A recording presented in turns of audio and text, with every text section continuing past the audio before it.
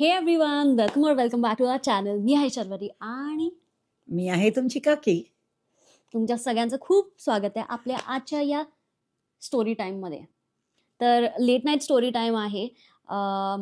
खूप दिवसांनी आम्ही लोक करतोय स्टोरी टाईम व्हिडिओ. सो तर mummy excited for story time? Sure, आनंद आहे.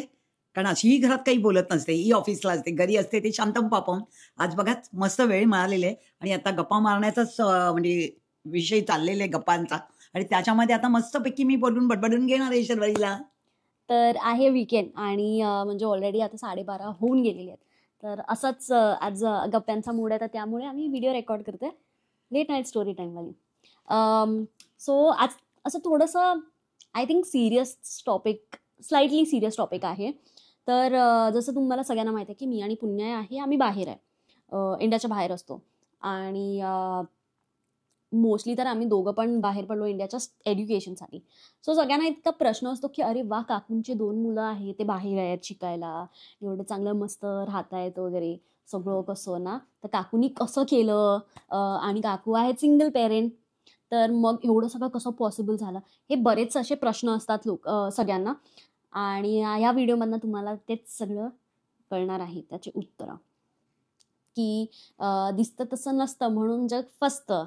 पक्का. तर तुम्हाला आज कळणार आहे रियालिटी की एज्युकेशनसाठी आम्ही बाहेर तर आलो, पण ते इतकं स्ट्रगल होतं आणि आत्ता पण ते इन अ वे स्ट्रगलच आहे. फक्त असं वाटतं की सगळं किती फॅन्टिसाइज केलेलं आहे किंवा लोकांना फॅन्टिसाइज होतं, पण असं काय नाही आहे. तर आपण पहिलं चालू करूया की जेव्हा डॅड होते तेव्हा आय थिंक फक्त माझी मोठी बहीण दी आणि सेकंडवाली डॉल्मा, ते दोघी जणी स्कूलमध्ये होते, स्कूलिंगमध्ये होते. तर मम्मी, जेव्हा तुम्ही दोघं अर्न करत होतात आणि दोघांचं एज्युकेशन होतं, तेव्हा कशी होती लाईफ? तेव्हा चांगली लाईफ होती. तुझा डॅडी असल्यामुळे मला कधी प्रॉब्लेम्स आलाच नाही, कारण बोथ आर वर्किंग नो. त्याच्यामुळे ते इथं बँकमध्ये होते, त्यामुळे प्रॉब्लेम्स काहीच नव्हता. Financial condition that time our good. आणि त्यामुळे प्रश्न कधी आलाच नाही, कारण ते सगळं बघत होते आणि सगळी रॉयल्टी होती, सगळं तुम्हाला मिळत होतं, भारी भारीच्या वस्तू मिळत होत्या आणि सगळं ते आणत होते. आणि ते दोघी पण चांगल्या स्कूलमध्ये हो, होते ना चांगल्या तेव्हा? पार्ल्याच्या शाळेत होत्या आणि चांगल्या, दोघी चांगल्या होत्या. दीदी होती 9th आणि डॉल्माई होती 4th. तर आय थिंक कॉन्व्हेंट होती का ती? हो, कॉन्व्हेंट स्कूल होती. कॉन्व्हेंट स्कूल होती. सो आय थिंक चांगलं होतं. आणि मम्मी तेव्हा ते दोघं जण स्टेशनरीज साठी वगैरे पण कुठून आणायचे? प्रॉफिट मार्केटमधून आणायचो आम्ही, एकदम बंचमध्येच आणायचो, कारण दोघं कामाला असल्यामुळे आई बाबांना काही संपलं, काही वयात संपल्या, तर अचानक ते बिचारे कुठे धावणार आई बाबा. त्याच्यामुळे आम्ही एकदम सगळं बंचमध्ये, रबर, पेन्सिल, तुमची पेन आणि नोटबुक सगळे आम्ही बंचमध्ये आणून ठेवायचे. म्हणजे कधी तुम्हाला म्हणजे प्रॉब्लेम्स होता कामा नाही की मम्मा संपले, मम्मा ऑफिसला आहे, डाडा ऑफिसला आहे, तर तुम्हाला कोण आणून देईल? त्याच्यासाठी पूर्व नियोजन पूर्ण वेल टू प्लॅन मध्ये तुझं डॅडी करायचं. नाईस. पण मग नंतर जेव्हा डॅड गेला तेव्हा आय थिंक मी तर होती ज्युनियर KG मध्ये आणि दीदी that time on 9th standard. Okay. And डॉल्माई ऑल्सो 4th. ओके. तर मग त्याच्यानंतर कसं मग मॅनेज केलं तू स्कूल, तिघांचे पण स्कूल्स? नाही, नंतर मग ते डडा गेल्यानंतर मग थोडी परिस्थिती हलाखीची झाली, कळलं ना, कारण माझ्या एकटीचंच पेमेंट्स होतं आणि तेवढ्या सॅलरीमध्ये मला सगळं मॅनेज करायचं होतं. आणि डॅडीची सर्व्हिस पण काही जास्त झालेली नव्हती, कारण त्यांना जॉब लेट लागल्यामुळे सर्व्हिस कमी होती त्यांची. आणि प्रश्न असा उद्भवला नंतर मग करायचं काय? आणि तुम्ही तिघंही शाळेत जाणार होते, सगळेही इंग्लिश मिडियमला कॉन्व्हेंट स्कूलमध्ये होते, त्याच्यामुळे थोडीशी बिकट अवस्था होती. फी होती, पण तोपर्यंत 9th पर्यंत मला काही प्रॉब्लेम आला नाही, कारण that time your daddy is work द्या. आणि 10thला मग दीदीला म्हणजे कसं झालं, प्रॉब्लेम झाला, तुमच्या दोघींची नावं काढून मला परेलला यावं लागलं. आणि परेलला आरेंबट स्कूलमध्ये तुला KGला, सिनियर KGला घेतलं आणि डॉल्माईला 5th स्टँडर्डला घेतलं. आणि मोठी मुलगी होती ती माझी परेल टू पार्ला बाय ट्रेननी जायची आणि ट्रेननी यायची. तर जेव्हा पुणे लहान होता ना, त्यामुळे पुण्याला काही कल्पना नव्हती. तर म्हणजे जेव्हा डॅड गेले तेव्हा दी आय थिंक 10th रेझ्युम केलेला ना? नाही, 9thला होती. 9thला, ओके. तर मग ती 9thला होती, तर मग तिने 1 इयर परेलवरना पार्ल्याला ती कम्युट करायची स्कूलिंगसाठी. आणि म्हणजे सिच्युएशन इतकी हे होती क्रिटिकल, कारण मम्मी डिप्रेस्ड होती आणि दी पण आहे. सडन शॉक होता की ते सडन गेल्यामुळे, तुझा डॅडी सडन लॉस झाल्यामुळे काय झालं की सगळेच आम्ही शॉकमध्ये होतो. आणि दी आणि डॉल्माय म्हणजे त्यांना तर ऑब्व्हियसली ते खूप मोठे होते, तर त्यांना माहिती होतं. तर ते दोघे पण असं शॉकमध्ये ॲक्च्युली सगळेच जण घरातले एकदम शॉक आणि शॉकमध्ये डिप्रेस्ड सगळेच होते. होते.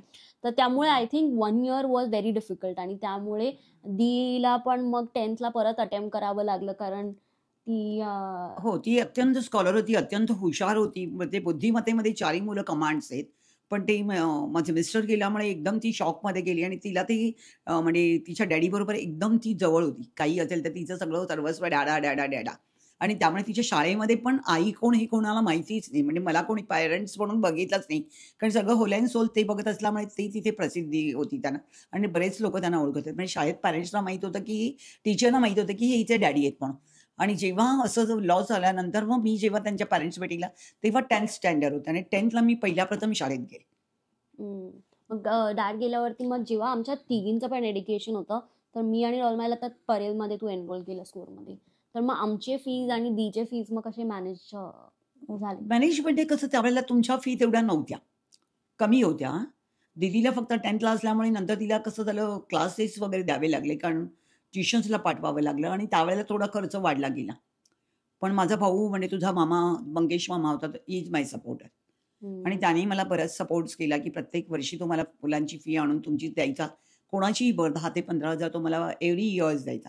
आणि मग त्याने मला बरेच सपोर्ट्स तर केला मग फी. तेवढ्या फी मध्ये किती आमच्या म्हणजे तिघांपैकी किती नाही नंतर दीदी कॉलेजला जायला लागल्यामुळे कॉलेजची फी जास्त होती ना गं. किती होते तेव्हा फी? तरी पण मॅक्सिमम 7,000 ते 8,000 इयरली फी होती. ओ.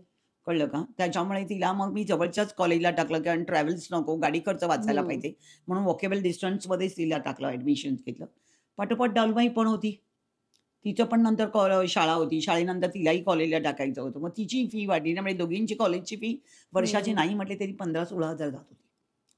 तर मग आणि तेव्हा म्हणजे कसं की स्कूलमधले फीज इतके नव्हते, पण आय थिंक जेव्हा कॉलेजेसमध्ये जास्त कॉलेजची फीज फी होती. जास्त होती. नंतर मग तर मग पुण्याला हा. शाळेत जेव्हा जायचा वेळ आली त्यावेळेला मग माझे बाबा सासरे म्हणाले, की "नाही विजू, याला चांगल्याच कॉन्व्हेंट स्कूलमध्ये टाक आणि ह्याला सर्वसामान्य शाळेत टाकू नकोस. कारण ह्याला चांगलं घडवलंच तर हा पुढे आपलं सगळं घराचं सुंदर म्हणजे पुढे जाईल म्हणजे आपलं घर पुढे घेऊन जाईल म्हणून." पण मग जेव्हा डॉल्माय कॉलेजमध्ये गेली तेव्हा दी जस्ट ग्रॅज्युएट होणार होती जस्ट हो. ना, आणि मी जेव्हा म्हणजे असं 5th ग्रेडला वगैरे तेव्हा पुण्याचं एज्युकेशन जस्ट चालू स्टार्ट झालेलं. होतो झालेलं तर मग एकदम असं बर्डन नाही आलं, म्हणजे 2 जण स्कूलमध्ये तर 2 जण कॉलेजमध्ये कॉलेजमध्ये. हो, असं सिच्युएशन हो, होती. हो, आणि तेव्हा म्हणजे स्टेशनरीजचं वगैरे पण कसे महाग, आत्ता पण महाग आहेत, आधी पण हो, महाग हो. होते. पण पुन्हा मी तिथून क्रॉफर्ड मार्केटमधनं जाणत होते. मी एकदम हम्म. दीदीला घेऊन जायची आणि सगळं बंच घेऊन यायची. पण तुझ्या ऑफिसमधनं पण ऑफिसमधनं, सोसायटीमधनं मला जे नोटबुक्स मिळायचे ते हा. तुम्हाला होमवर्कसाठी वगैरे व्हायचे. हो, तर मग हां, ते मग त्या पण आम्ही नोटबुक्स म्हणजे सोसायटीमधनं मी सोसायटीमध्ये मेंबर्स होते.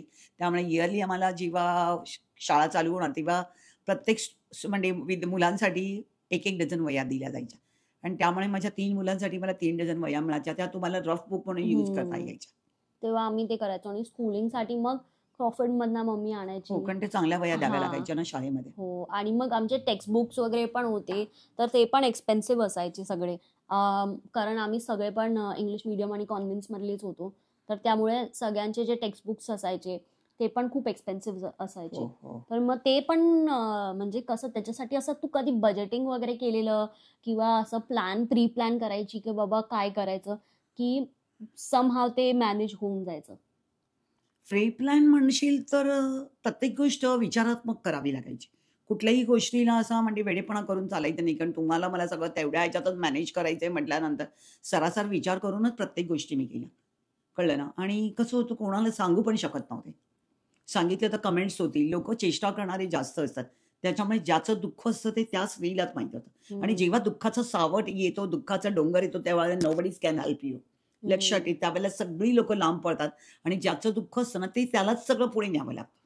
आणि जेव्हा म्हणजे डॅड गेलेलं त्याच्यानंतर आय थिंक दीनी जेव्हा 10 का 12 पास केलेलं, तर तुला कोणीतरी सांगितलं पण होतं ना, की "अरे हिला का पुढे शिकवायचं? लग्न करून हो, टाका" हो, म्हणून. हो. असे बरेच जण असतात ॲडवाईस करणारे. लक्षात ठेव, की तुमच्या पाठी जेव्हा मॉरल सपोर्ट संपतो, त्यावेळेला लॉट ऑफ ॲडवायझर्स येतात तुम्हाला. आणि लोकांचं म्हणणं होतं, 3 मुली आहेत, कशाला शिकवते या मुलीला, हिचं लग्न करून टाक. कशाला विनाकारण तिला हे करते, एक भार तुझा कमी होईल. पण आईला तिची मुलं कितीतरी असेल, तरी आईला आपली मुलं नेहमीच अत्यंत प्रिय असतात.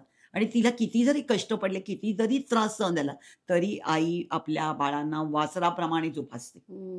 पण मग तू त्यांना कधी असं बॅक आन्सर नाही केलंस नाही, की मी कोणाला नाही? रिप्लायच दिला नाही. कारण काय आहे, चेष्टा करणारे बरेच असतात आणि कमेंट्सवर जेव्हा मी त्यांना रिप्लाय दिला, तर ते सुद्धा वादंग निर्माण होतात आणि वादंग निर्माण होण्यापेक्षा आपण नेहमी अबाउट टर्न करणं आणि सरळ निघून जाणं, हा सगळ्यात सोपा मार्ग होता. आणि म्हणजे ते की लग्न करून द्या मुलीचं, शिकून काय करणार आहे, हे आपल्याला वाटतं की अरे आधीच्या जमान्यामध्ये अशी लोकांची सोच होती. पण आत्ता पण असंच आहे की मी पण जेव्हा इथे कॅनडामध्ये मला यायचं होतं, तेव्हा पण मम्मीला लोकांनी सांगितलं की कशाला पाठवायचंय, थोडे वर्षांनी लग्न करणारच आहे आणि इंडियामध्ये जॉब आहे वगैरे, तर काय बाहेर जाऊन काय फायदा आहे, काय करणार आहे बाहेर जाऊन, असे लोकांचे ओपिनियन्स होते. तर ते काय बोलणारे लोक बोलतात, पण आपल्याला आपला मार्ग नाही, स्वतःच हो, आपण बरोबर आहे. कारण बघून देवाने आपल्याला चालायचं असतं. बुद्धिमत्ता इकडे दिलेली आहे. हृदय इकडे दिलेले आहे. त्यामुळे आपली बुद्धिमत्ता असल्यामुळे आपण आपल्या बुद्धीचा वापर करणं हेही महत्वाचं आहे. लोकांसांगे हम्म. ब्रह्मज्ञान, आपण कोरडे पाषाण, हा मला व्यवहारच कधी पटला नाही. त्यामुळे मी ऐकावे जनाचे आणि करावे मनाचे, हेच कायमस्वरूपी माझं वाक्य होतं आणि विद्र होतं. त्याच्यामुळे मी कधी कोणाला कमेंट्स करायला गेलेच नाही. कोणी काही बोलत होतं त्याच्यावरही मी कधी त्यांना विचारायला गेलेच नाही, की कशाला विचारा?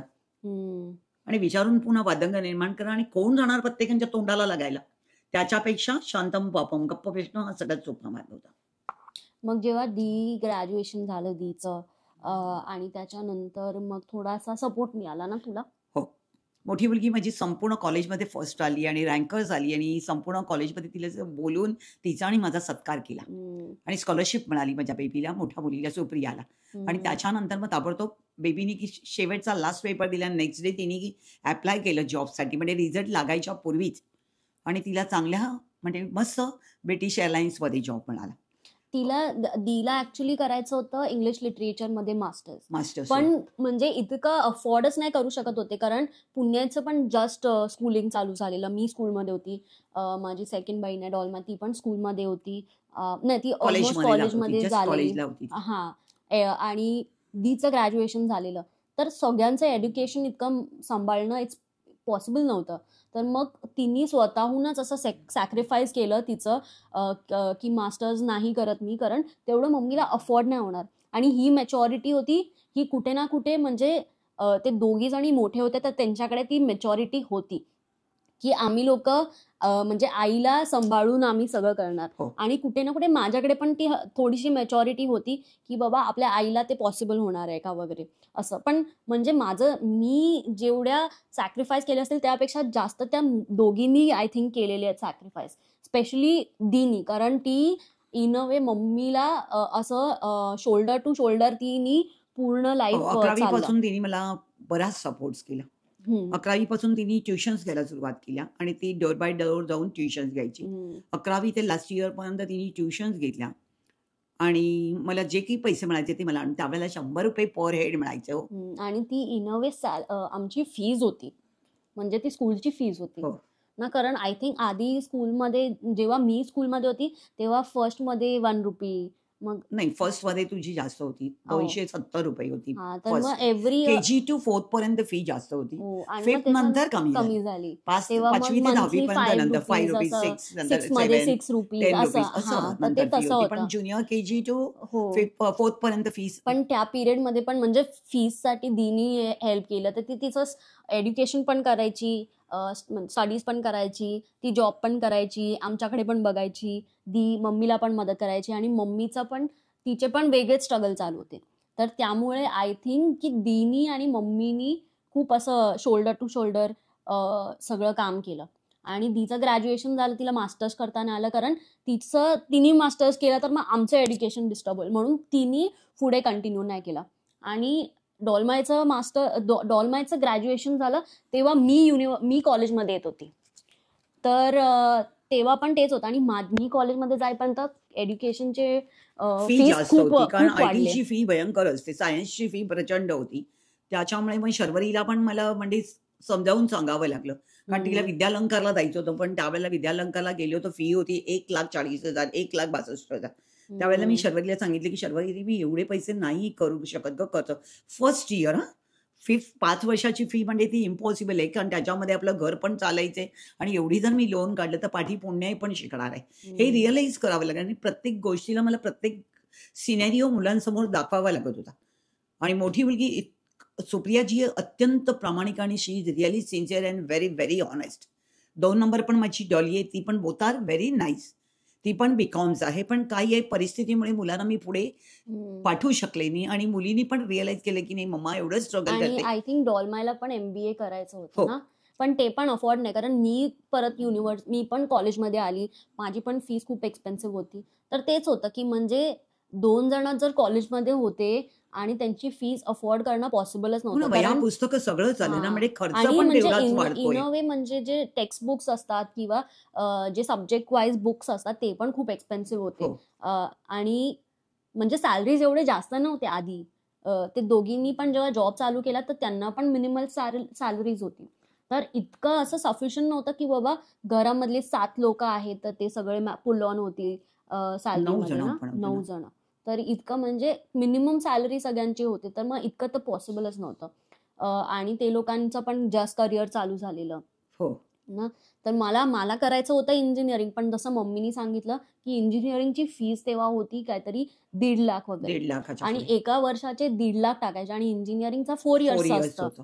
तर 4 इयर्ससाठी 6 लॅक्स असं तर ते पॉसिबलच नव्हतं होत. कारण पुणे पण म्हणजे थोडे आय थिंक 2 का 3 वर्षानंतर पुणे पण कॉलेजमध्ये येणार होता आणि हो, त्याची पुण्याच्या फीस पण मग फीज आणि कॉलेज फीज आणि ट्युशन फीज जे क्लासेसचे ते पण येणार होते. हो. तर इतकं मोठी अमाऊंट पुल ऑन करणं पॉसिबलच नव्हतं.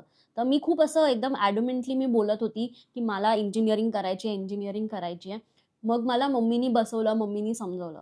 बघ मी तुला जर 1.5 लाख दिली तर 1.5 लाख स्पेंड केले एव्हरी इयर मी करीन. पण त्याच्यानंतर पुण्य आहे, त्याचं एज्युकेशन थांबेल. ते तुला चालेल का? तर मग मला असं झालं की नाही, म्हणजे ते मग रॉंग होणार की मी मग सेल्फिशपणे कसं बिहेव करणार. मग मी स्वतःच बोलली की नको जाऊ दे म्हणून. तर मग मी बॅचलर्समध्ये एज्युकेशन घेतलं, ज्याची फी होती less than half of engineering. हो. ते म्हणजे कमी होती आय थिंक, तरी पण तरी पण जास्त होती 38 ना. 39,000 फर्स्ट टर्मची भरावी लागली. हां. 42च्या आसपास. ते पण जास्तच होती जास्तच होती. म्हणजे म्हणजे कसं झालं की कंपॅरेटिव्हली दोघींची फी कंपेअर करायला गेली तर त्याच्यापेक्षा शर्वरीची माझी फी जास्त जास्त होती. होती. म्हणजे कारण दोघींची तेच फी म्हणजे एव्हरी इयर म्हणजे जसं जनरेशन पुढे जाते एज्युकेशनची प्राइसेस हो, वाढत हो. गेली.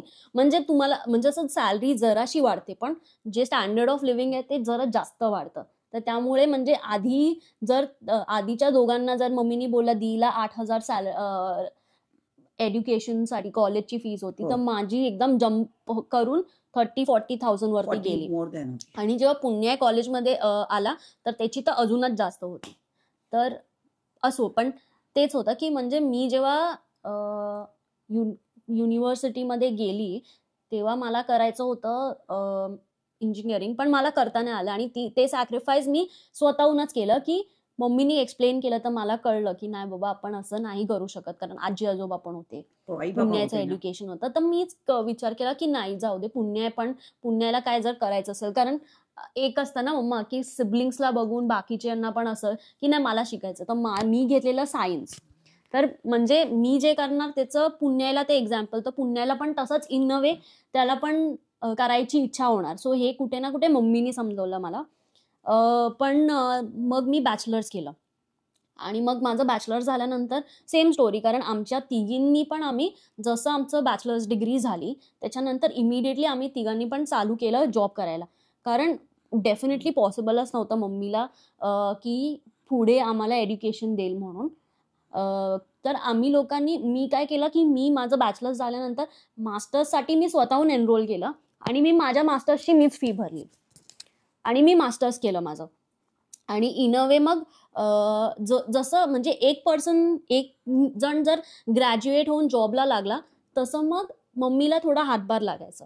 आणि मी ग्रॅज्युएट झाल्यानंतर दी आणि डॉलमायचं लग्न झालं. हां. नाही, तुझं ग्रॅज्युएशन कंप्लीट नव्हतं झालेलं. हां, मग म्हणजे दोघी मुलींची जबाबदारी पण होती ना हो. हां, मग त्यामुळे लास्ट दोघींचं इयरमध्ये लग्न मला असताना करायचं होतं. मग दोघींचं लग्न मी करून दिलं. कारण कसं होतं सगळा भार माझ्यावर होता. आणि त्यामुळे मग असं झालं की मग दोघी मुलींचं लग्न पाठोपाठ करून बॅक टू बॅक दिलं. मग हे दोघं छोटे राहिले. हां, मग मग ते तोपर्यंत शर्वरी जॉबला लागली. हो, मग मी जॉबला हां. लागली आणि मग मम्मीला हेल्प आणि मग शर्वरी मग सपोर्टर झाली पुन्हा हां, मी माझा. पण जॉबला लागल्यानंतर थोडे वर्षांनी मग मम्मी रिटायर झाली हो. आणि पुणे वॉज स्टील स्टडिंग. तर हां, मग पुणे रिटायर्ड मी झाल्यानंतर तो झाला. आणि मग 19ला पुणे 2019ला तो हम्म. कम्प्लीट त्यांनी ग्रॅज्युएशन झालं. तर मम्मी गव्हर्नमेंट एम्प्लॉई असल्यामुळे रिटायरमेंट नंतर तिला पेन्शन पण स्टार्ट झालं. सो इन अ वे म्हणजे मग मी म्हणजे रिटायरमेंट का झाल्यानंतर मी रिटायर्ड तुला बोलली झाल्याबरोबर ना. तू निघालीस हा, तर ताबडतोब. मग मी मम्मीला खूप असं मी इन्सिस्ट केलं की मम्मी मला बाहेर गावी शिकायला जायचंय म्हणून. आणि मम्मीचं असं होतं की अरे आपण अफोर्ड कसं करणार, कारण इन अ वे जे पैसे यायचे घरामध्ये, मम्मीची सॅलरी किंवा कोणाची पण, तर ते कोणाच्या एड्युकेशनमध्ये किंवा म्हणजे खाण्यामध्ये, घरात सामान भरणं किंवा घर सांभाळण्यामध्येच जायचं. आम्हाला म्हणजे असं आठवत नाही की मूवीज मध्ये किंवा मूवीज मध्ये स्पेशली आम्ही नाही कधी आम्ही गेलो नाही. पिक्चर हे थिएटरच म्हण- आम्हाला माहित नाही, कधी पिक्चरला आम्ही हो, गेलोच नाही. त्यामुळे म्हणजे पिक्चर बद्दल 1-2 तर मला विचारलं तर ते नगण्य. माझी 4ही मुलं पिक्चरची शौकीनच नाहीयेत. 1-2 वर्षामधनं आम्ही आम्ही कधी जातच नाही. बेअरली मी तर म्हणजे केव्हा एकदा गेलेच वगैरे नाहीये. गेलो असो तर. मी तर मम्मीला पण नाटकचा इतका शौक होता, पण ते पण कधी मी अफोर्ड नाही करू नाही, शकलो मी आम्ही. कधीच गेले नाही. नो पार्टी, नो मैत्रिणींबरोबर कुठेही पिक्चर नाही, थिएटर नाही, कोणाच्या घरी सेलिब्रेशनला पण गेले नाही. कारण एवढी मी बिझी होती की सगळं कॉन्स्टंट माझ्या मुलांवर होतं. आणि बोलवलं तरी पण मम्मी जास्त जायची नाही, कारण त्यांना देणार काय, म्हणजे देण्यासाठी पण इतका काय पैसे नव्हते की कोणाच्या घरी जातो आपण काय देणार तर म्हणून. हात हलवत तर जाऊ शकत नाही हम्म. ना आपण. जाताना कोणाच्या घरी काहीतरी न्यावंच लागतं. तर मम्मी मला यायचं होतं इथे, तर मम्मीला खूप रिक्वेस्ट केली. तर मम्मीला मी ऑलमोस्ट 6 का 7 महिने मी विचारायची, बोलली मी की मला जाऊ दे प्लीज म्हणून, प्लीज प्लीज. तर मम्मीची एक फ्रेंड आहे, तिने मग आलेली तेव्हा मम्मीनी जस्ट विषय काढलेला की अरे हिला जायचंय म्हणून. तर काय मम्मी, हो, मग ती माझ्यावर ओरडली, "अगं तुझी मुलगी एवढी बुद्धिवान आहे, तुला कळतं की नाही? तू कुठल्याही युगात राहतेस. आपण कॉम्प्युटराइज युगात आहे आणि तुझी मुलगी एवढी टॅलेंट्स आहे, जाऊ दे. का तिचं करिअर तू थांबवतेस? आणि आता तू का थांबवायचं नाहीये? 2 मुलींची लग्न झाली, हे दोघं तुझ्यात आहेत. त्यामुळे तिच्या करिअरला तू थांबवू नकोस, कारण ही मुलगी तुझी अत्यंत हुशार आहे आणि ही शर्वरी असेल तरी ही टॉम बॉय आहे. त्यामुळे ही तुझ्या घराण्याचं नाव रोशन करणार, हिला तू पाठवायचं." आणि तिने मला लेफ्ट टू राइट लेक्चर द्यायला स्टार्ट केलं. आणि तेव्हा म्हणजे मम्मी जस्ट रिटायर पण झालेली, तर तिचं रिटायरमेंटची म्हणजे थोडं काय काय म्हणतात ते, रिटायरमेंट नंतरचे रिटायरमेंटचे पैसे कसे मला होते. सगळं ग्रॅज्युएटी सगळं मिळाली. हा, तर माझे ते जे सगळे मिळालेले. होते. मग तर मी म्हटलं मग चला शर्वरी हरकत नाही. शर्वरी लोन घेत होती, ट्राय करत होतो. बऱ्याच पण ठिकाणी नाही शर्वरी धावत झालं. होती. पण लोन मिळत नव्हतं, कारण I am retired that time. हो. रिटायर म्हटल्यानंतर बँक सगळं तुमचं बॅकग्राऊंड बघूनच तुम्हाला लोन आणि म्हणजे लोन देते. असं पण नाही की बाबा आमच्याकडे प्रॉपर्टी होती की मॉर्टगेज ठेवणार वगैरे, ते पण असं काय सीनच नव्हता. तर मग इन अ वे मग मम्मी बोलली की नाही मी पे करते म्हणून. तर it was a big deal, कारण मम्मीचे जे रिटायरमेंटचे पैसे होते, जे की तिच्या फ्युचरसाठी कामाला आले असते, तर तिने ते सगळे मला दिले की नाही तुझं एज्युकेशन होईल म्हणून. तर ते केलं. आणि कुठे ना कुठे म्हणजे माझे बाकीचे सगळे 3 पण सिबलिंग्स आहेत, त्यांनी पण सपोर्ट केला की नाही बाबा करू दे, कारण मला आधीपासून एज्युकेशनचं शिकण्यासाठी मी खूप इगर असायची आणि मला शिकायला आवडतं. तर त्यामुळे मग ते तिघांनी पण काय नाही केलं, तर मग मम्मीनी पण सपोर्ट केला, त्या लोकांनी पण सपोर्ट केला. आणि मग ते फीचा इन्सिडेंट सांग की आपलं फीज कसे गोळा मी झाले. नेहमी तुम्हाला सांगते ना, की परमेश्वरावर माझा दृढ विश्वास आहे आणि त्या विश्वासाला परमेश्वर नेहमी मला साथ दिली आहे आणि ऑल्वेज मी प्रत्येक ह्याच्यात सांगते, "देव तुमचे बरे करो, देव तुमचे बरे करो." हे प्रत्येकाला मेसेजमध्ये मी टाकते आणि खरंच देव बरे करतो. आणि त्यावेळेला मेजर अमाउंट शर्वरीची भरायची होती आणि सर्वसामान्य अमाउंट नाहीये हो, म्हणजे केवढी तरी मेजर अमाउंट आहे. ₹1-2 फी नाहीये. परप्रांतात पाठवायचं तिला. मग तिची फी भरायच्या वेळेला तिची फी भरली, पण तरी पण 8 लाख कमी होते पडत. मग करणार काय? आणि तुम्हाला सांगू की अक्षरशः मी देवाला प्रार्थना, आई जगदंबेला प्रार्थना, आई काय कर, काहीतरी जादू कर. आता हिची एवढी अमाउंट मी पाठवली आहे, सगळे रिटायरमेंटचे पैसे पाठवले, पण आता काय करू? आणि तुम्हाला आणि तेव्हा सांगू मम्मीचे थोडेसे पैसे म्हणजे पोस्ट ऑफिस मध्ये होते, टाकलेले, एफडी होत्या, तर पण ते ते विथड्रॉ विड्रॉ होत नाही करू नव्हत्या. शकत. विथड्रॉ हा, 5 इयर्ससाठी टाकल्यामुळे ते विथड्रॉ होत नव्हते पैसे. आणि सकाळीच माझ्या एकदम निकटवर्तीय म्हणजे नाही पण मी त्याच्या आधी मम्मा ते लोन साठी पण मी आय थिंक ऑलमोस्ट 1 महिना मी लोन साठी सगळीकडे मी जात होती, पण लोन नाही होतं. झालं. आणि लोनला ट्राय मग केलं, पण लोन कुठेच मिळत नव्हतं. हा, आणि आणि मग शर्वरी बिचारी सगळ्या बँकमध्ये इकडे जात होती बँकेमध्ये की लोनसाठी. आणि बँका काय आहे तुम्हाला बघून, ते सगळं सिच्युएशन बघूनच ते तुम्हाला हे करतात. कधी-कधी मॅनेजर असतात ते डायरेक्ट 1-2 करतात. आणि 3 ते 4 ठिकाणी आम्ही गेलो तेव्हा ते सगळे म्हणाले, "नाही, नाही मॅडम तुम्ही रिटायर्ड तर आहात, मग कसं आम्ही मिळणार?" आम्ही आय थिंक ते इनिशियल अमाऊंट जी होती फीची, तर तीच होती फक्त, जे की होतं आय थिंक 1.5 लाख का 2 लाख ना, ते मी बँकमध्ये हे करायला गेली तेव्हा नाही नाही नाही नाही नाही नाही सगळी भरली आपण. नाही नाही अरे ते अलका मिसनी पुण्याच्या हा, मग टीचरनी. त्यावेळेला मला हा 6 माझी एक निकटवर्ती आहे, त्यांनी मला 5 lakhs इमिजिएटली दिले आणि नाही पण त्याचं पण ट्रॅजेडी होती की आणि म्हणजे मी गेलेली जस्ट दुबईला असं फिरायला आणि गेलेली एक पुण्याच्या ग्रुप टीचरचा फोन आला हा ग्रुप ताबडतोब. ट्रॅव्हलवर ना, तर मी माझं प्रोफाईल आहे ते तिथलं असं ठेवलेलं. तर शर्वरी त्यांना दुबईचे वाटलं फोटो की टाकलेले. मी गेली कॅनडाला गेली पण. तर पुण्याची जी टीचर होती तिने मम्मीला फोन केला कॉंग्रॅच्युलेट करायला की तुमची मुलगी गेली म्हणून. मॅडम अभिनंदन, शर्वरी कॅनडाला पोहोचली ऑलमोस्ट, हा खरंच मानायला पाहिजे तुम्हाला. आहे. असं त्यांनी सकाळच तिने मला फोन केले. हो अलका मिस, ती पण माझ्या पुण्याची गुरुवारी अत्यंत श्रेष्ठ आहे. आणि हम्म मग तिला मी म्हटलं नाही ग अलका, अजून नाही केली, पैसे कमी पडतात आहे, त्यामुळे फी हा भरली पण थोडे पैसे अजून कमी आहे. आय आणि थिंक 5 lakhs कमी होते ना की 8 lakhs. 8 lakhs कमी होते, हा 8 तर lakhs. तेव्हा आणि त्यांनी म्हणजे ताबडतोब ती टीचर तर म्हणाली तिने पाठवा पुण्याला, शर्वरीला पाठवा, माझ्याकडे कॅश आहे, हो मी तुम्हाला आणि मी देते. तेव्हा मी ऍक्च्युली बँकमध्येच होती कारण मी जसं बोलली की इनिशियल अमाऊंट आहे ती होती म्हणजे फीसचं फर्स्ट इन्स्टॉलमेंट होतं ते होतं. हा तेवढं तर देऊ शकत तर होते. ते मिनिमम जे होती फीस ते पे करायला मी बँकमध्ये जस्ट गेलेली कारण ते रेमिटन्स करायचं होतं इंटरनॅशनल. आणि आम्ही स्ट्रेस की पुढचा अमाऊंट कसा करणार कारण पुढचे तर पैसेच नाही आहेत म्हणून. तर आणि काय त्या करणार टीचरनी तर इमिजिएटली मला 2 lakhs दिले. म्हणाले मॅडम माझ्याकडे माझ्या घरात 2 लाख आहेत, माझी LIC आलेली आणि ते 7-8 महिने पडून आहेत, तर शर्वरी जात असेल तर मी तुम्हाला देते, तुम्ही काही चिंता. म्हटलं अलका मिस, अरे बापरे, पण मी तुला ताबडतोब देऊ शकत नाही, पण एक 7-8 महिन्यांनी मी तुला पैसे देईन, तोपर्यंत माझे LICचे पैसे. ती मग त्यांनी मग त्या टीचरनी मला ताबडतोब सांगितलं, विजित म्हणजे मॅडम पुण्याची आई टेन्शन घेऊ नका, तुमचं बाळ जात आहे ना, बास तुमचं बाळ जात आहे, मला आनंद आहे आणि तिला जाऊ दे, पैसे तुम्ही मला केव्हाही द्या. मी तुम्हाला विचारलं का? मी तुम्हाला विचारलेलं नाही, मी तुमच्या बेबीसाठी फी पाठ देते. आणि 5 मिनिटात 8 lakhs कॅश हो मला आणि दोघींनी दिली. हो 5 मिनिटानंतर 5 लगेच मिनिटानंतर दुसरा कॉल ताबडतोब आला. मी तर शर्वरीला मग कॉल केले, दुसरा शर्वरी कॅश जमा आहे. मॉमची फ्रेंड आहे तर ते पण अग्री झाले. आणि असं पण नाही की आम्ही कोणाला फोन केलेला, त्यांचं कोणालाही सांगितलं समोरून नाही, जस्ट फक्त कॉल समोरनं आलेला 2 कॉल्स आले आणि आणि त्यांनी स्वतःहून म्हणजे असं ते काय म्हणजे असं डिवाइन पॉवरनी हो आणि हो युनिव्हर्सनी ऐकलं आणि ते एक्झिक्यूट झालं, मॅनिफेस्टेशन असं झालं ते. तर ते म्हणजे इन अ वे आम्ही 1 महिना जे स्ट्रेसमध्ये होतो लिटरली 10-15 मिनिटांमध्ये पूर्ण असं एकदम टर्न झालं संपूर्ण सिच्युएशन. सिनेरिओ चेंज आणि झाला. सगळी फीज म्हणजे जे आहे ती जमा झाली आणि पे पण केली. हो सो ते तसं. पण मग नंतर इथे आल्यानंतर मग मी हार्डवर्क केलं कारण मला होतं की मला मम्मीचे जे पण आहेत अमाऊंट आहे मला परत द्यायचे आहे तिला. कारण इट्स अ बिग अमाऊंट म्हणजे तिने तिचं लाईफमध्ये जे अर्न केलेलं होतं ते दिलेलं असं. आणि मग पुण्याची बारी आली. तर पुण्याला पुण्याचं पण काय मग जायचं होतं, करणार कारण काय? मी आली तर कारण आई पुण्याचं पण नेहमी काय असतं, होतं. आईची हो तळमळ असते की आपली मुलं मोठी व्हावी आणि चांगल्या मार्गाला जावी हो. पैसा काही येतो इथेच राहणार आहे, मी जाताना काही घेऊन जाणार नाही, पैसे सगळे इथेच सोडून जाणार. आलो आहोत रिक्त हाताने, जाताना पण जाणार आहोत रिक्त हाताने. आणि मग जे पैसे आहे ते माझ्या मुलांना मी काय युटिलाइज करू नये. सगळे म्हणत होते काय बावळट बाई आहे, अगं सगळी तुझी रिटायरमेंटची कमाई तू त्या मुलीच्या पाठी टाकली. नाही, ती जर चांगली शिकली, ती जर अजून मोठी चांगली झाली तर अजून ती 10 लोकांना मदत करेल. आणि माझं हेच नेचर आहे की मी नेहमी माझ्याकडे एक चपाती असेल, पोळी खाताना तर मी अर्धी दुसऱ्यांना देते. आणि मी आयुष्यात असं कधी बघितलंच नाही. मी गरिबांना जास्त मदत केली, कारण काही हे गरीब आहेत ना, ही सत्वा वेगळे असतात आणि ते मला कृपा आशीर्वाद सगळ्यांचे मिळाले.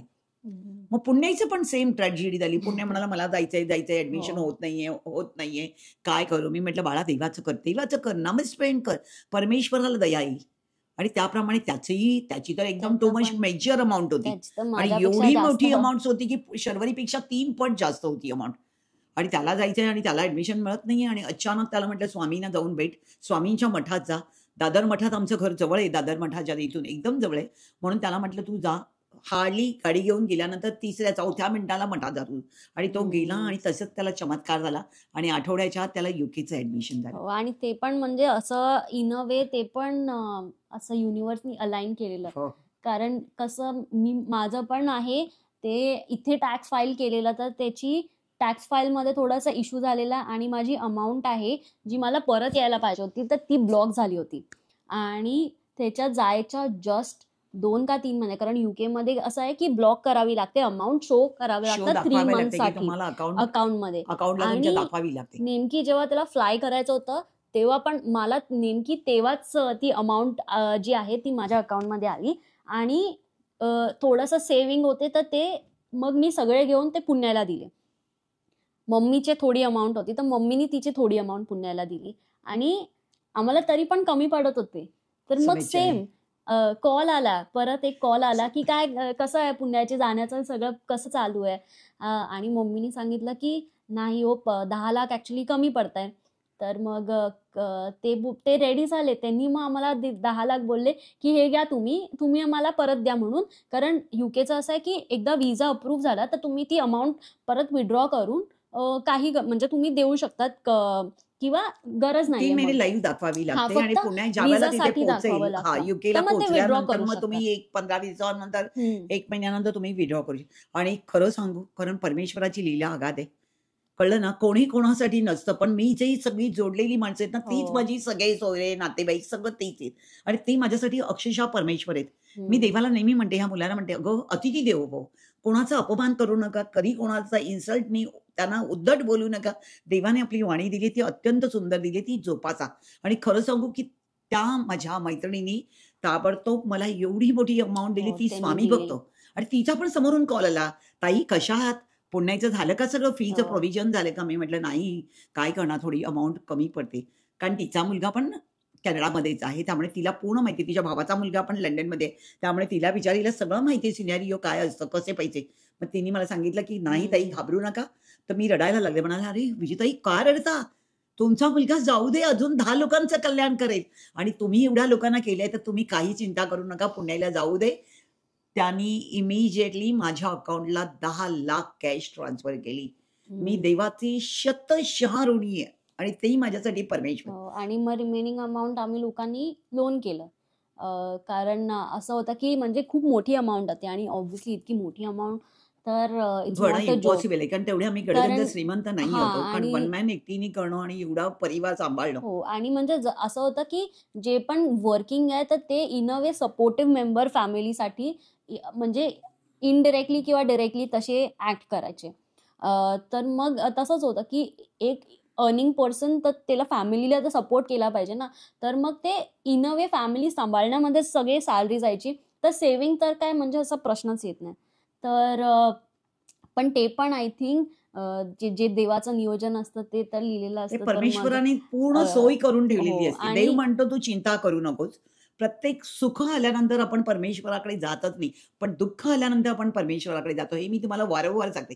पण आमच्या आईने, माझ्या आईने आम्हाला लहानपणापासूनच फीडबॅक बाळकडू दिलेले परमेश्वराच्या नामाचं. आणि तिने सांगितलेलं आहे की कठीण समय आल्यानंतर तुम्हाला कोणीतरी येऊन मदत करणार आणि तो तुमच्यासाठी परमेश्वर असेल. हम्म. आणि म्हणजे ते आम्ही एव्हिडेंटली बघितलेलं आहे. कारण लिटरली असे वेगवेगळे सिच्युएशन झाले आहेत आणि आणि प्रत्येक वेळेला त्याच्यामध्ये कोणी ना कोणीतरी कोणी ना माझ्यासाठी कोणी देवासारखं उभं राहिलं हात प्रत्येक पुढे क्षणाला, केलेलं आहे आणि ते प्रत्येक पण क्षणाला. न विचारता किंवा न न असं मागता, आम्हाला आम्ही न मागता. आम्हीच सरप्राईज व्हायचं की असं यांना कसं कसं की कळलं, हे कसे कसं डायरेक्ट म्हणजे आम्हाला फोन करतात आहेत. हो, आणि ते म्हणजे मम्मी असं नेहमी बोलते की कोण ना कोण देवाच्या रूपामध्ये येऊन हो, मदत करून हो. जातं. आणि असे म्हणजे आमच्याकडे एवढे सिच्युएशन्स आहेत की आमच्यासाठी ते ऍक्च्युली देव आहेत. कारण ज्या गोष्टी म्हणजे आमच्या असं रिलेटेड लोक पण जे आहेत फॅमिली मधले जे हेल्प करत कोणी नाही कोणी कळत नाही. तर ते नोबडीज कॅन असे हेल्प यू. म्हणजे आम्ही इमॅजिन नाही करू शकत असे लांबून लांबून किंवा जे कनेक्टेड पण नाहीत असे लोकांनी आम्हाला हेल्प केलं. सो ते इन अ वे असं ती पूर्वनियोजन ते पूर्वनियोजन ऑलरेडी सगळं असतं. सगळं. माझ्या आईने मला तेव्हा सांगितलं होतं, बाळा रडत बसू नकोस. परमेश्वर सगळं बघतोय. तू जी सेवा करतेस ती योग्य प्रकारे कर. कोणाला कधीही त्रास देऊ नकोस आणि देवळात जाण्याची गरजच नाहीये. देवळात जाण्यापेक्षा तुम्ही आत्मा दुखावला तर तुम्हाला परमात्मा आयुष्यात मिळणार नाही. हम्म. तुम्ही लोकांचे शिव्या शाप घेतलात. आईने सांगितलं कोणाची जरी एक ग्लास जरी तू चहा प्यायलीस तर त्याचं ऋण आयुष्यभर लक्षात ठेव. त्याला कधीही उद्धट बोलू नकोस आणि उपकाराची फेड अपकाराने कधीच करू नकोस. तर तुला कायमस्वरूपी जय मिळेल. आणि हेच माझ्या आईचं बीजरं वाक्य मी कायमस्वरूपी ठेवलं. मी कोणाला कधी उलट बोलायलाच गेले नाही. माझ्याकडे लाखो लोक आले, त्यांना मी जेवण खाणं हॉस्पिटलच्या माध्यमातून लाखो लोकांना मदत केली. पण मी असं कधी दाखवलं नाही की बाबा चला आलेत राहा, 4 दिवस राहा, 8 दिवस राहा. त्यांच्यावर 4-4 नातेवाईक आले तरी त्यांना जेवण द्यायची.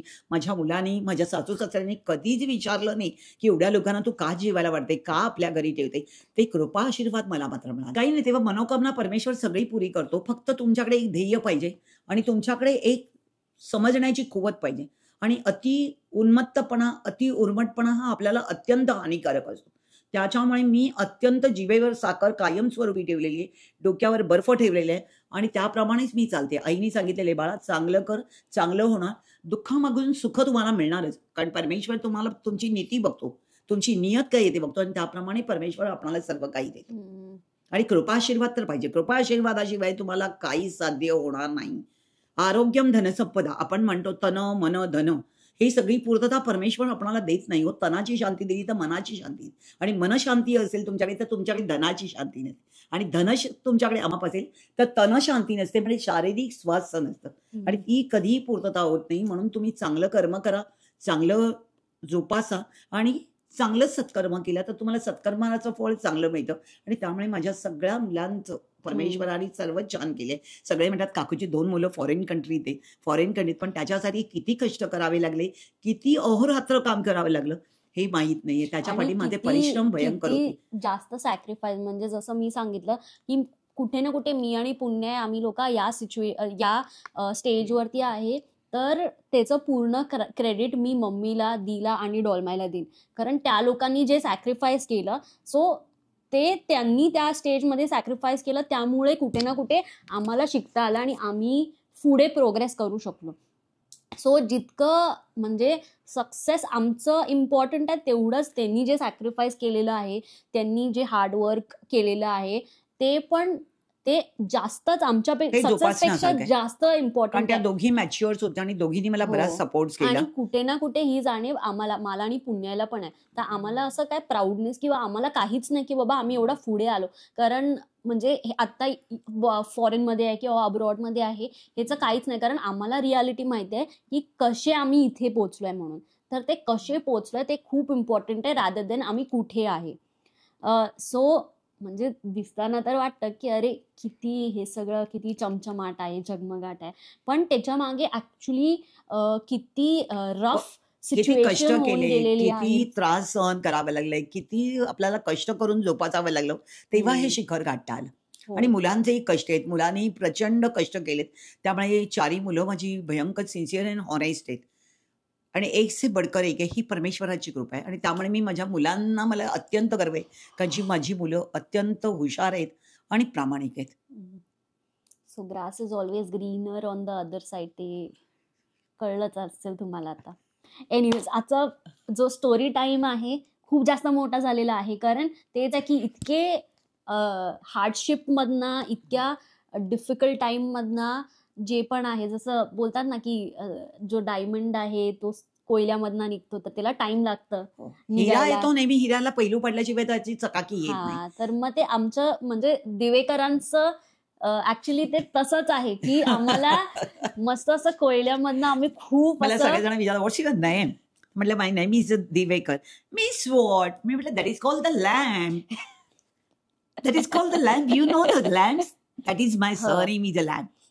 आणि सगळेजण मला नेहमी म्हणतात म्हणजे ताई तुमचं नाव काय, माझं दिवेकर. पुन्हा सांगा ना, अगं डोक्यावर दिवा आहे ना, मग तो दिवा तर माझ्या पुढे, दिव्याच्या तर पुढे मग दिवेकर. अशा पद्धतीने दिवेकरांचे 4ही दिव्यांनी दिवे लावलेले आहेत, ते तुम्हाला कळलं कसे लावलेत. आज काकीने बरीच बडबड केली आहे, कारण हो. शर्वरी अशी बोलायला नसते घरी आणि तिला बोलायला वेळही नसतो. आणि आज खरंच टाइम म्हणाला, शर्वरी स्वतःहून मला म्हणाली, तर कशी वाटली काकीची बडबड आम्हाला सांगा. कॉमेंटमध्ये सांगा. म्हणजे हा इन अ वे असा मोटिवेशनल व्हिडिओ पण होता की प्रत्येक गोष्टीला नाही बोलून नाही चालत, आपण हा बोलायला पण शिकायला पाहिजे, कारण की हा युनिव्हर्स ऐकत असतं आणि ते कधी ना कधी तरी पूर्ण होईल. तुमचं पूर्ण होतं. Always thinking the positive. हा, आणि जर कोणाला शिकायचं असेल तर कधी असं डिस्करेज नका करू, कारण एखाद्याला ऍक्च्युली शिकायचं असेल, कारण जसं मला शिकायचं होतं, पण खूप ओकेजनमध्ये मी नाही ऐकलं, पण ते नाही ऐकून पण मी प्रयत्न नाही सोडला, मी प्रयत्न केला आणि कुठे ना कुठे ते ऍट सम पॉइंट तो झाला. प्रयत्नांती तर- परमेश्वर. हो, तर मग असंच असतं लाईफ ऍक्च्युली की try and try until you succeed. तर कीप ट्राईंग. आणि तुम्हाला आजचा ब्लॉग कसा वाटला, आजचा स्टोरी टाइम कसा वाटला ते नक्की सांगा आम्हाला. तुमचे जे थॉट्स आहेत किंवा जे ऐकून तुमचे इमोशन्स आफ्टर दिस स्टोरीज जे पण आहेत ते आम्हाला कॉमेंटमध्ये सांगा. आम्ही खूप इगर असतो हो, मी तर रिप्लाय वाचायला. देतेच. तुमचे प्रत्येक मेसेज मी वाचते आणि प्रत्येक मेसेजला मी हा. रिप्लाय पण काकी देते, कारण ऑल ऑफ म्हणजे कसे माझे सगळे चाहते आहेत. आणि मी पण तुम्हाला अत्यंत आनंदाने सगळं बघते आणि love you too my sweetheart. देव बरे करो, हो. हे सगळं म्हणजे टायटल्स असतात. जसे मी माझ्या मुलांना कृपा आशीर्वाद द्यायचे, तसेच तुम्हालाही कृपा आशीर्वाद. आणि भगवंताला मी नेहमी सांगते, की देवा सगळ्यांचं छान कर, सगळ्यांचं भलं कर आणि सगळ्यांना सुख, समृद्धी आणि सगळं काही दे.